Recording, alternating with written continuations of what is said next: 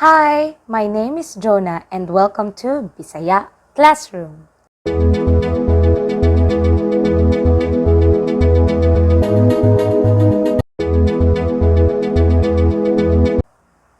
So our lesson for today will be about Bisaya conversations, and this is a special or it's a series of conversation exercises in Bisaya. So before we start, I would like to give a great shout out to the following subscribers or viewers, learners who commented on my most recent video. We have Henrik Sternberg, I am ex Sheeple, Jimin Han, Chad Capacete,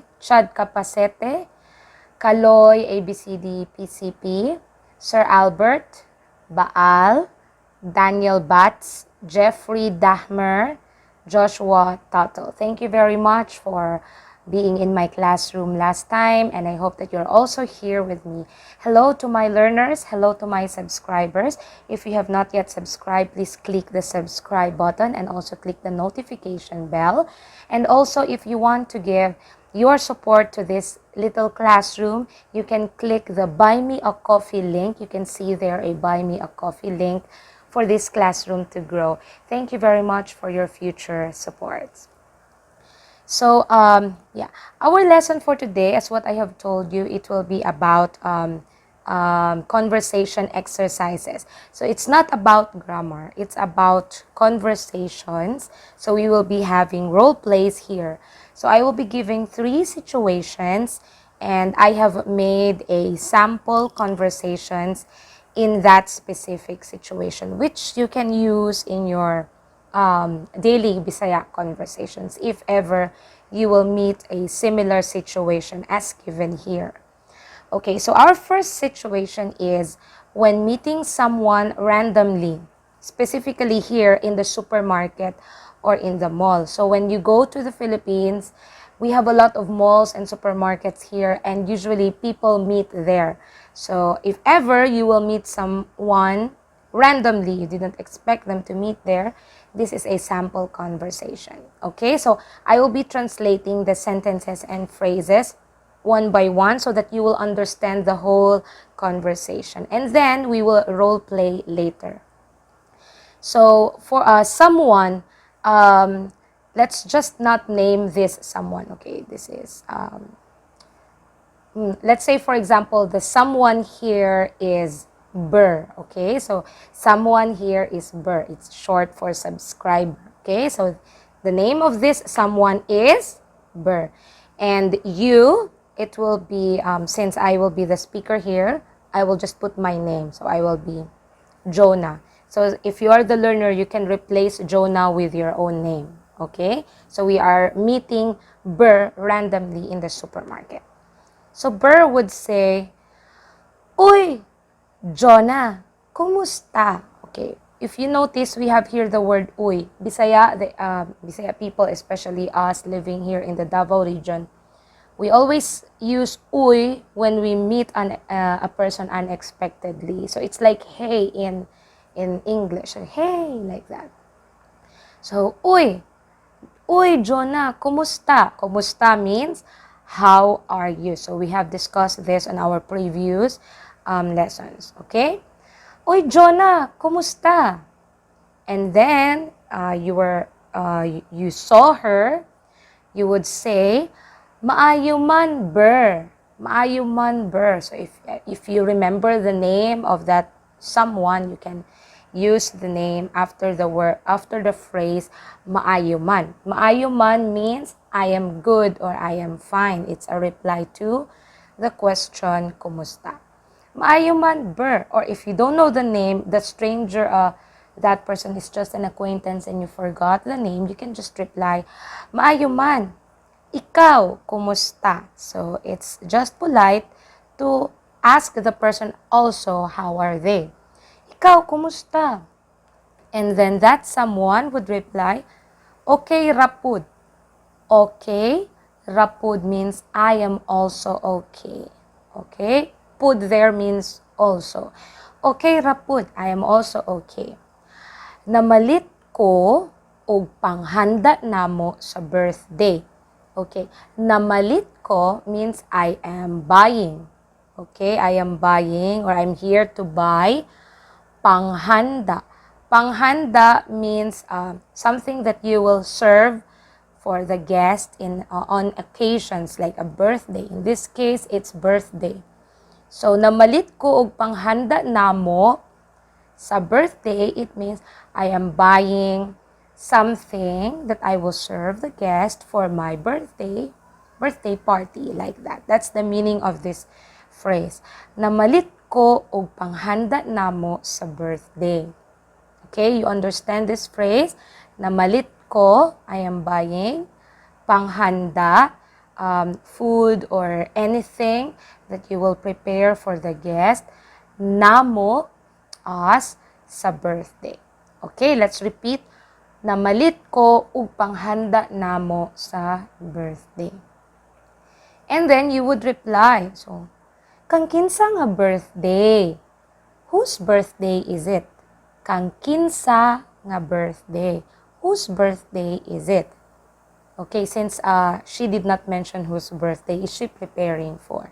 And then Burr would reply, ay, birthday nako karong Domingo. Nako, it means, it pertains to the speaker. It's a possessive pronoun in Bisaya, okay? It's my birthday karong this Domingo. Domingo means Sunday, okay?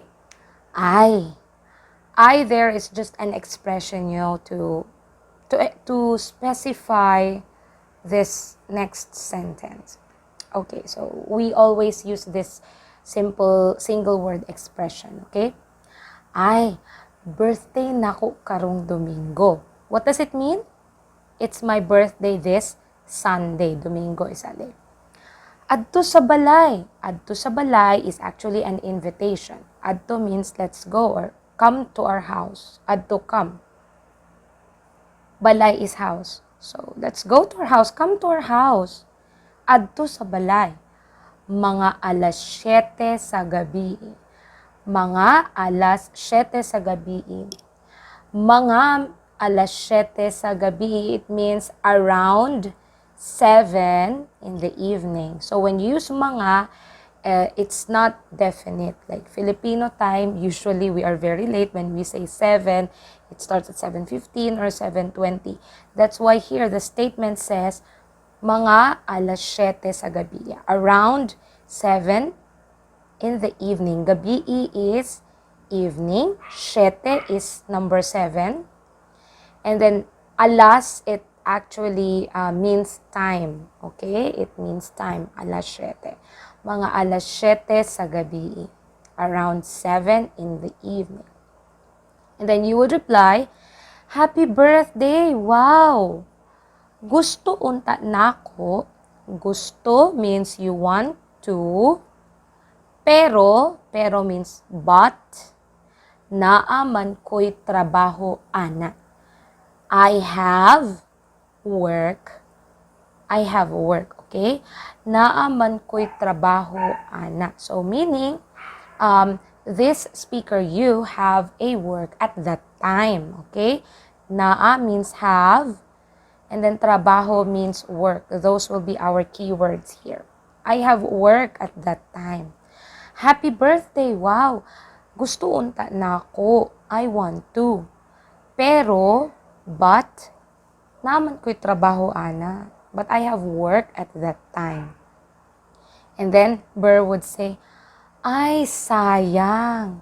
Sayang meaning she is a little sad that you will not be joining the party. Sayang, it means waste. What a waste. Or, in this sentence, it means, it would be nice if you are there. Okay? In a single Bisaya translation, it could be sayang. Ay, sayang. Okay, so that would be the reply of the celebrant. Ay, sayang.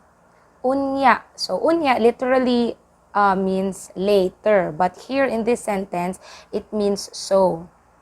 Unya, Jonah, muuna sa ako ha. So it's a conversation closer, meaning you are the speaker here is saying she will go ahead, meaning she will do something. She will go to another store to buy additional food. Okay, so she's saying goodbye now to us or to me.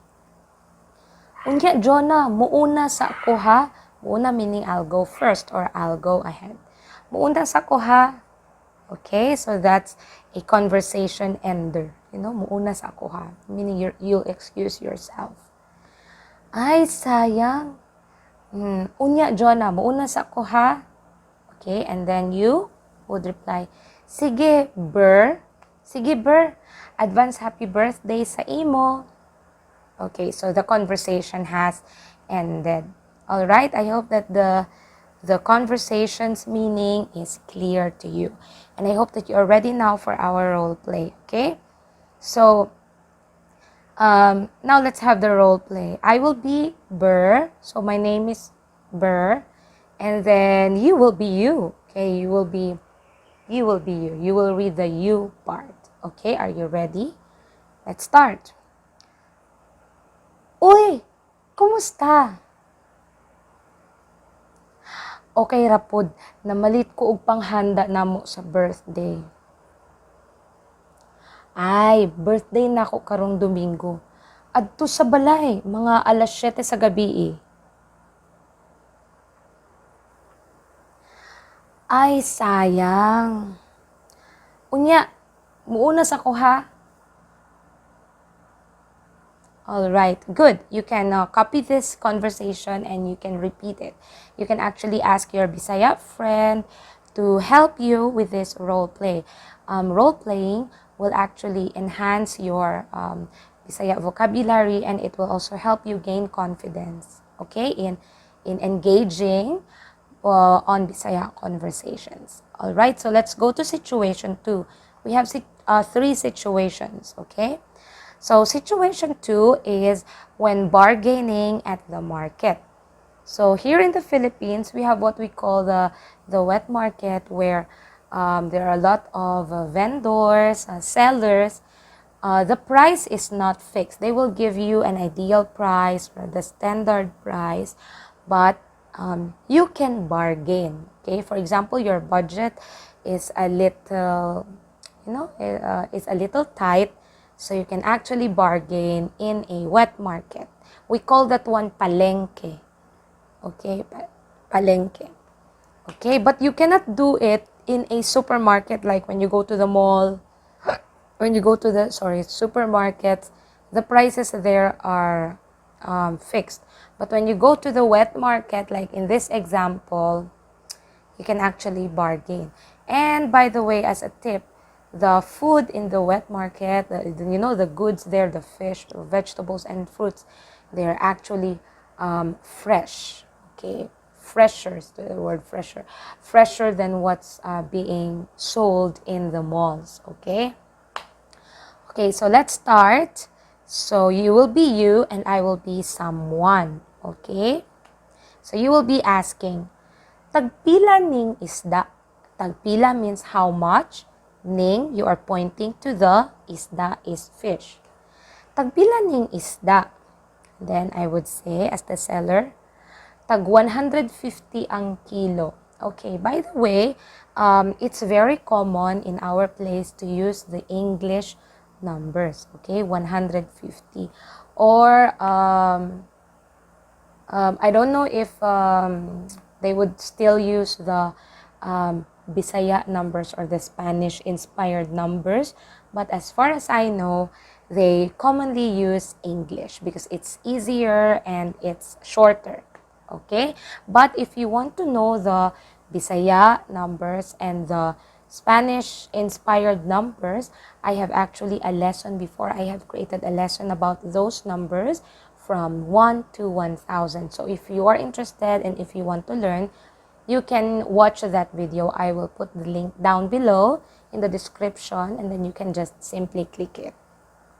Okay, tag 150 ang kilo. Okay? Kilo, of course you understand kilo. It's still kilo in Bisaya. Hatagi ko og 5 ka buok. palihog. Okay? Hatagi ko means give me. Hatagi ko og 5, 5 kabuok. Kabuok is 5 pieces. 5 pieces. Hatagi ko og 5 kabuok. And then we have here palihog. Palihog means please. Okay? Hatagi ko og 5 kabuok palihog. Okay? Hatagi ko og 5 kabuok palihog. Give me 5, please. Okay? Palihog is please. Then someone would say, of course, that seller would place those 5 fishes to the weighing scale. And then she would say, usa ka kilo og tunga nani. Usa ka kilo, 1 kilo, og tunga. Tunga means half. Okay? This is 1 kilo and a half already. Usa ka kilo og tunga nani. This is 1 kilo and a half already. 225 tanan.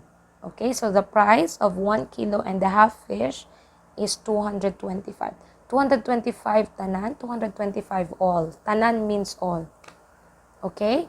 Usa ka kilo og tunga nani, 225 tanan. And then you would start to bargain now. You would say, 200 na lang na palihog, suki. 200 na lang na means make it 200. Palihog means please. And then suki, you actually call someone a suki if you are always buying from that person.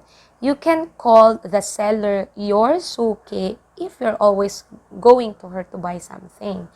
The seller could also call you a suki if you are also buying from him or her. Okay, so that's the meaning of suki. Okay? 200 na lang na palihog, suki. Okay, in Bisaya, we pronounce it as suki, like that. It depends on how we say it. But we always pronounce it as suki. Instead of, in comparison to the Tagalog people, they say suki. You know, the accent is in the first syllable, su. For us, suki. Okay? 200 na lang na palihog, suki. Okay, so you are bargaining now. And then the seller would say, ay, sorry. Sorry, it's English, but the Bisaya of sorry is pasaylo ako, or ano ba?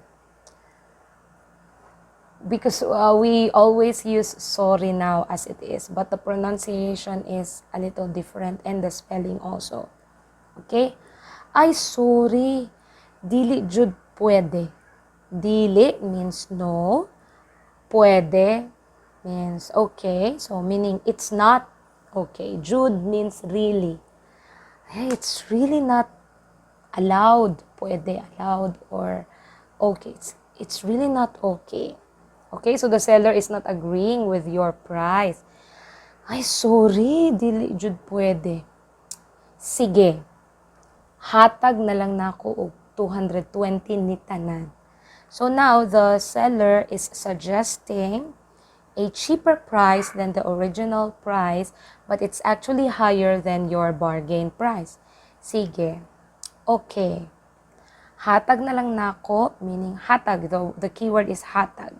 Meaning, I'll just give it to you for 220. Ni tanan means all of it, 220. This 5 fish, 220. Instead of 225. Okay, let's repeat what the seller said. Ay, sorry, dili jud pwede. Sige, hatag na lang nako og 220 ni tanan. Okay, so your suki does not want to lose you. So she's trying also to suggest a price that will be a win-win for both of you and her. And then you're not contented with her suggested price, so you would say, 210 na lang suki, kay para naapa ko pamasahe, or naapa ko'y pamasahe. You can add Y there. 220 na lang suki, para naapa ko pamasahe, para naapa ko'y pamasahe. You are suggesting a higher or a lower price. Okay, 210 na lang. So, make it 210.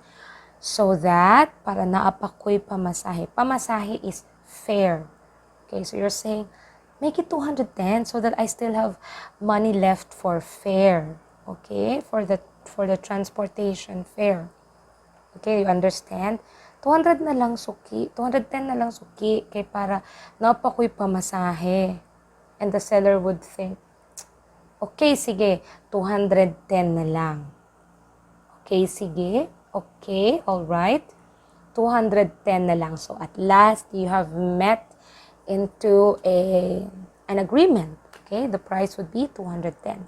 And of course, you would reply, Salamat, Suki. Okay, and then you will have the fish. By the way, I would just like to remind you that the sellers, they are really doing their best for those goods to be there. The fishermen are working so hard. So if you have enough money with you, no need to bargain. Okay? Bargaining is just, it's just used if you really have that very tight budget with you. But if you really want to help them, don't bargain if you really have enough money for the original price.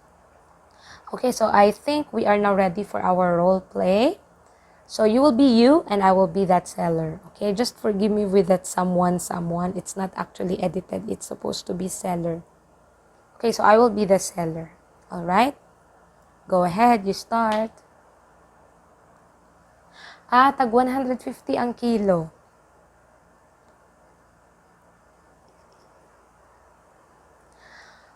Usa ka kilo ug tunga na ni 225 tanan.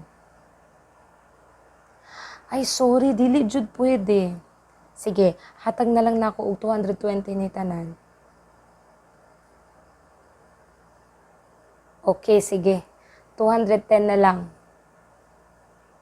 Alright, okay. If you have noticed in our conversations, there are some words that are actually similar to the Tagalog ones. So as what I have told you, if you have already learned Tagalog, it will be easier for you to learn Bisaya as well because words are similar, vice versa. Okay, let's go now to our situation 3. At home, when asking people to join you in the table to eat. So usually in our home, there are a lot of people, Filipinos, we usually love to live together. So here, you are the one, maybe you are the one who prepared the food on the table. Maybe you're the one who cooked or you're the one who bought the food. And you want them to join you now because Filipinos love to eat together. It's really part of the culture, eating together as a family. So you would say, mga onata means let's eat. Mga onata, okay? Or mga onata, and then you can specify the names. If you know the names of the people in your house, it's better if you specify them because some of them are just shy to eat with you. Okay, if you're the visitor in that place and you prepare the food, some of them might be shy to eat with you. So it's better if you will call their names. Mga onata Ber, mga onata Jonah, mga onata James, mga onata Angel, mga onata Romel. Okay, like that. Okay, or if you want a general... Okay, sorry for that vendor. Okay, so... yeah, mga onata. And then someone or them would say, wow, ikaw nagluto? Meaning, are you the one who cooked? Did you cook this? That's the meaning of ikaw nagluto. That's a question. Wow, ikaw nagluto? Then you would reply, dili, gi-order ra nako ni. Meaning, dili, no, I just ordered it. Or if you cooked it, you would say, o. O means yes. O, ako nagluto. Yes, I'm the one who cooked. Alright, so you can choose either of the two. Okay, if you want the first option where you're not the one who cooked, you just ordered it somewhere, or you want the second phrase, yes, I cooked it. O, ako nagluto. Okay, so let's start the role play. Go ahead. You will be you. Wow, ikaw nagluto? All right. Okay, so I think that would be all. I would like to thank you very much for being here in this classroom, and I hope that you have learned a lot. Please comment down below on all of your opinions, questions, or if you want to add more information. I'm so happy there are a lot of people who are actually sharing their own knowledge also about the Bisaya language. Thank you very much. If you want to request a lesson, you can also request. And that would be all. Thank you very much and see you on my next lesson. Goodbye, everybody.